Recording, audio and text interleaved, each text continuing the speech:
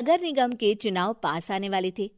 पूरे कानपुर शहर में टिकट को लेकर मारामारी शुरू थी, लेकिन सबसे ज्यादा चर्चा में वार्ड नंबर 40 की सीट थी। वो इसलिए क्योंकि इस बार वहां की सीट महिला के लिए आरक्षित थी। अब सवाल ये था कि चुनाव लड़ेगा कौन।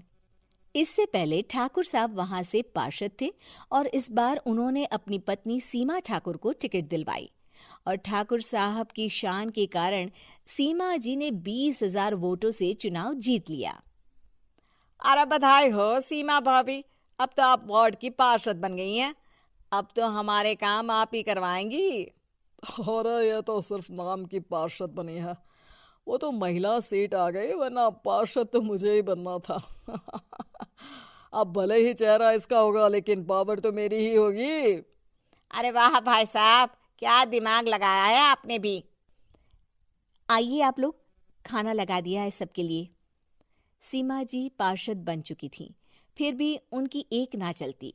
सारे काम ठाकुर साहब खुद ही संभाल लेते और जहां जरूरत पड़ती वहां सीमा जी का अंगूठा लगवा लेते। सीमा जी ज्यादा पढ़ी लिखी भी नहीं थी। एक दिन ठाकुर साहब और सीमा एक प्रोग्राम में जाते हैं। अरे ठाकुर साहब, आप आ गए। ओहो, पार्षद मैडम भी आ गई हैं। स्वागत है आप दोनों का। लगता है हमारे पार्षद फंड का सही इस्तेमाल हो रहा है। चलिए अब उद्घाटन करते हैं। ये लीजिए ठाकुर साहब कैची, आप ही सबसे पहले प्रवेश कीजिए। सब लोग आगे निकल जाते हैं और सीमा जी पार्षद होने के बावजूद भी पीछे खड़ी रह जाती हैं। वो देखती हैं कि वेलकम बोर्ड पर उनका नाम है, लेकिन महिला होने के कारण कोई उनका सम्मान नहीं कर रहा। अगले दिन एक आदमी उनके घर आता है। अरे ठाकुर साहब नमस्कार।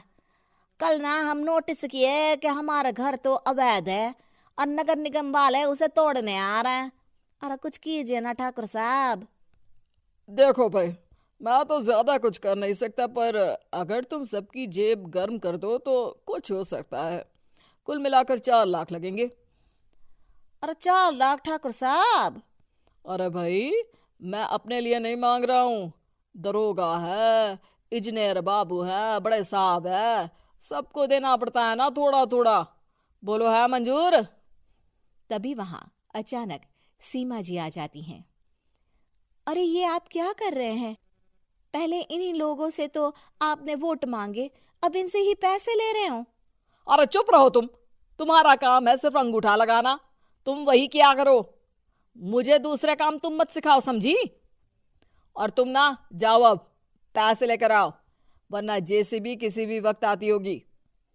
सब कुछ ऐसे ही चलते रहता है। एक दिन सीमा जी और ठाकुर साहब को एक लोकल मीटिंग में बुलाया जाता है। वहां पर कई और अधिकारी लोग भी मौजूद रहते हैं। अब मैं चाहूंगा कि ठाकुर साहब हमारे बीच 2 शब्द कहें। मेरे प्यारे भाइयों और बहनों, आज मेरा सौभाग्य है कि मैं आप सबकी सेवा दिन रात कर पा रहा हूं। आपने मेरी पत्नी को भारी मतों से जिताया है, इसलिए मैं आप सभी का शुक्रगुजार हूं। मैं आप सबसे वादा करता हूं कि हमेशा की तरह हमारे वार्ड में किसी को कोई तकलीफ नहीं आने दूंगा। सभी लोग तालियां बजाने लगते हैं। अब मैं माननीय पार्षद मैडम को स्टेज पे बुलाना चाहूंगा। अपने नाम को बुलाया सुनकर सीमा जी एकदम चौंक जाती है। उन्हें बिल्कुल उम्मीद नहीं थी कि इतनी बड़ी जगह उन्हें मंच पर बुलाया जाएगा। जैसे तैसे वो मंच पर चढ़ती हैं। ऊपर जाते ही सीमा जी को सारी पुरानी बातें याद आ जाती हैं कि किस तरह उनके पति उन्हें कभी भी आगे बढ़ने नहीं देते और उनके नाम से गलत काम करते हैं। वो बोलने लगती हैं। मैं आपके वार्ड की पार्षद सीमा हूं। आप में से बहुत कम लोग ही मुझे जानते होंगे, क्योंकि इससे पहले मुझे कभी ऐसा मौका ही नहीं मिला। सारे मौके मेरे पार्षद पति यानी आपके ठाकुर साहब ही लेते रहे, लेकिन आज ये मौका मुझे मिला है तो मैं इसे ऐसे ही नहीं जाने दूंगी। मैं आपको ये बताना चाहती हूँ कि आपके ठाकुर साहब मेरे नाम की आड़ में गैर कानूनी काम करते हैं, जिस पर अंगूठों के निशान मेरे होते थे।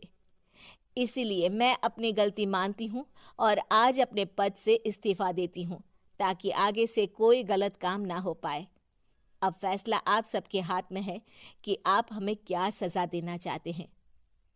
सीमा जी की बातें सुनकर ठाकुर साहब के चेहरे का रंग उड़ जाता है और वो शर्म से मुंह नीचा करके वहां से चले जाते हैं और पद से इस्तीफा देकर ही सही सीमा जी अपने आप में आत्मविश्वास महसूस करती हैं।